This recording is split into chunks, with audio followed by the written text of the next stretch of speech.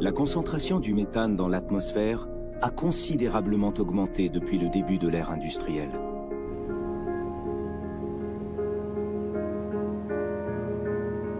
Elle a doublé en 250 ans.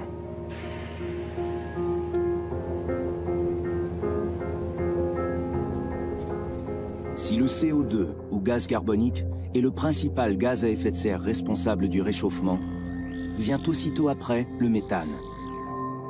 La forme sphérique de sa molécule, avec un atome de carbone et 4 atomes d'hydrogène, permet de stocker entre 20 et 25 fois plus d'énergie.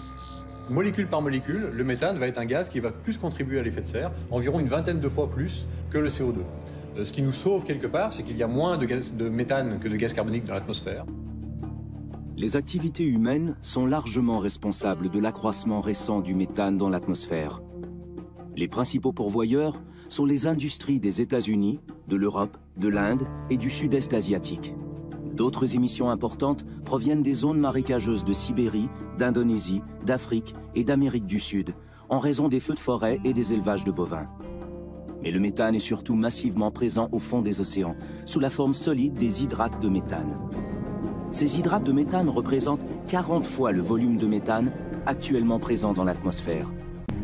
Ça, c'est le plancher océanique. Et ça, c'est l'océan, ce qu'on appelle la colonne d'eau. Le navire se trouve juste là.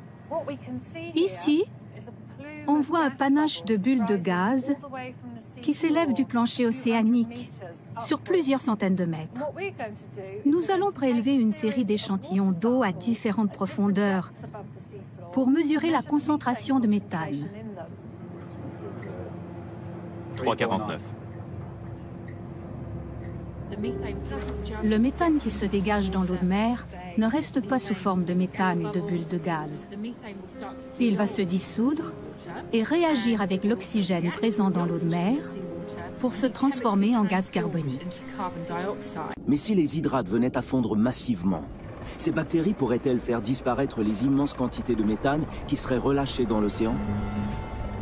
Sans l'un des plus tragiques accidents de l'industrie pétrolière, nous n'aurions sans doute pas encore la réponse à cette question. Le 20 avril 2010, une explosion déclenche un incendie sur la plateforme Deepwater dans le golfe du Mexique. 2 jours plus tard, cette énorme structure coule sous le regard impuissant des gardes-côtes américains.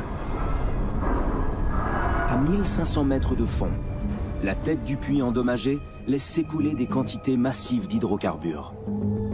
Du pétrole, bien sûr, mais en majorité du gaz, essentiellement du méthane.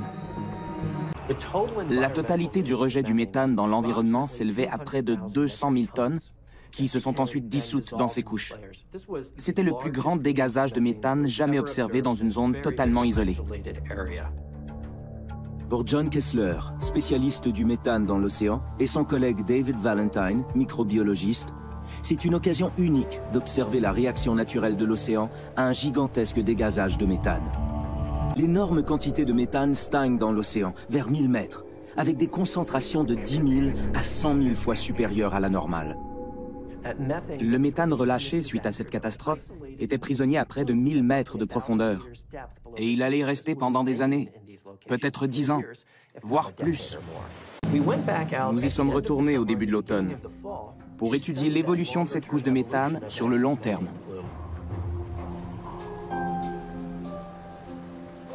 Énorme surprise. La gigantesque nappe de méthane est introuvable. En à peine 2 mois, elle a totalement disparu.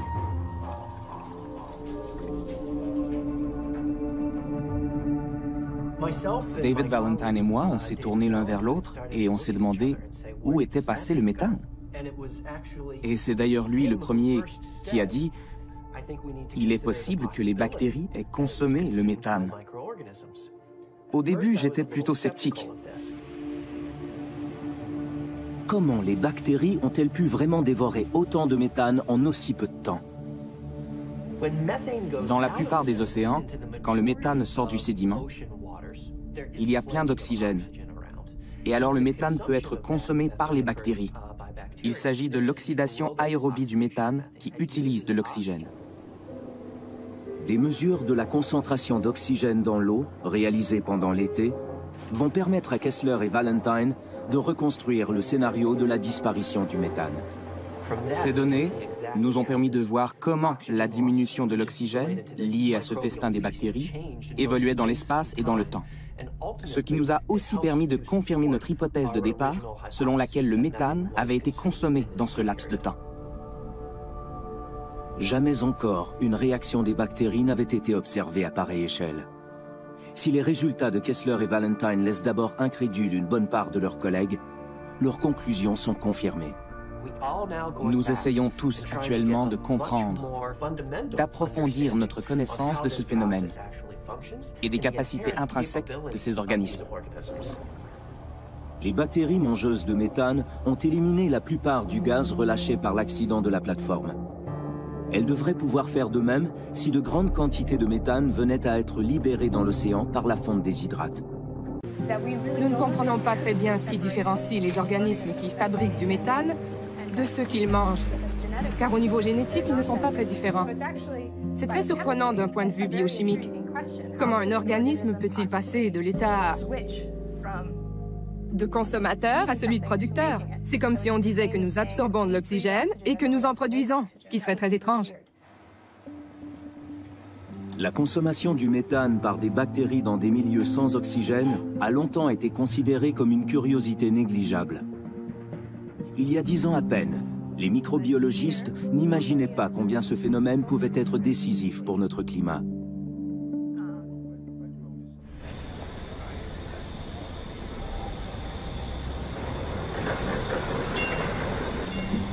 Antje Boëtius, spécialiste renommé de la microbiologie océanographique, accorde désormais un rôle majeur à ces micro-organismes.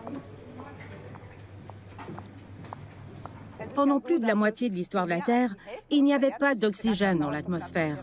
En revanche, à son commencement, il y avait beaucoup de méthane. Il est fort possible que ces micro-organismes aient pu former les premiers biofilms, générer de la biodiversité et apporter de l'énergie dans la chaîne alimentaire. Voilà ce qui les rend aussi importants. De fait, ces bactéries capables de vivre dans le sédiment grâce au méthane sont très précieuses pour la santé des océans et pour celle de l'atmosphère. Mais leur aptitude à consommer le méthane sans utiliser d'oxygène est une énigme à laquelle s'est attaquée Antje Boëtius.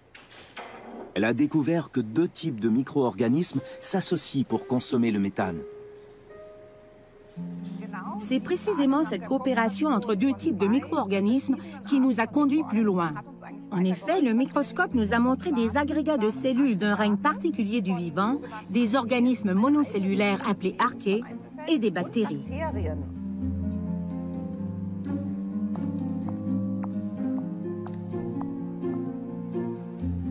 Cette image est fabuleuse. On voit nettement ce conglomérat très dense de 2 types de micro-organismes, les archées en rouge et en vert d'autres cellules bien plus petites, les bactéries. Ceci signifie bel et bien qu'elles sont obligées d'échanger de l'énergie et qu'elles ont besoin les unes des autres pour oxyder le méthane. La coopération mystérieuse entre ces 2 espèces de micro-organismes semble être l'unique solution pour qu'elles consomment le méthane dans un milieu sans oxygène. Très peu de méthane sort de l'océan. On s'est longtemps demandé pourquoi. Aujourd'hui, nous savons que ces micro-organismes réussissent à transformer presque entièrement le méthane qui se trouve au fond de la mer. Il faut donc admettre que ces micro-organismes façonnent fortement le climat de la Terre. Sans cette coopération entre archées et bactéries, le méthane, qui migre depuis les couches profondes du sédiment, menacerait l'équilibre des océans et peut-être même du climat. Ensemble, ces micro-organismes dévorent de 80 à 90% de tout le méthane présent dans les océans. Or, si ce méthane parvenait dans l'atmosphère, nous les humains, nous ne pourrions pas vivre sur Terre. Il y ferait bien trop chaud. Ainsi, la majorité du méthane qui menace de rejoindre l'atmosphère est heureusement consommée par des bactéries, soit dans les sédiments, soit dans la colonne d'eau. Dans cette région, l'augmentation des précipitations causées par le réchauffement climatique provoque la formation d'une quantité impressionnante de lacs. Chaque lac favorise la fonte du pergélisol, exposant davantage de matière organique, augmentant fatalement la production de méthane. Les conditions climatiques de l'Arctique, où se succèdent phases de gel et de dégel, favorisent un autre type de lac spectaculaire, celui des lacs polygones. Les fortes variations thermiques saisonnières fendillent le sol. L'eau s'infiltre dans ces fentes, les élargit et accélère la dégradation de la couche active. Les scientifiques ont remarqué une nette prolifération des lacs polygones qui, eux aussi, favorisent la décomposition des restes végétaux ou animaux, stockés dans la glace depuis des milliers d'années. Les mesures d'émission des gaz à effet de serre réalisées dans la toundra montrent une nette augmentation du méthane, une tendance qui ira s'accentuant selon les modèles climatiques. Mais la complexité des écosystèmes est telle qu'il est bien difficile de prédire tous les effets de ce réchauffement. Les recherches interdisciplinaires sur les gaz à effet de serre que nous effectuons dans cette station nous ont permis d'obtenir des résultats très intéressants qui montrent que les écosystèmes forestiers russes absorbent les gaz à effet de serre, principalement le dioxyde de carbone et le méthane. Bonne nouvelle, les arbres de la forêt sibérienne peuvent en partie compenser les émissions de méthane dues à la fonte du pergélisol.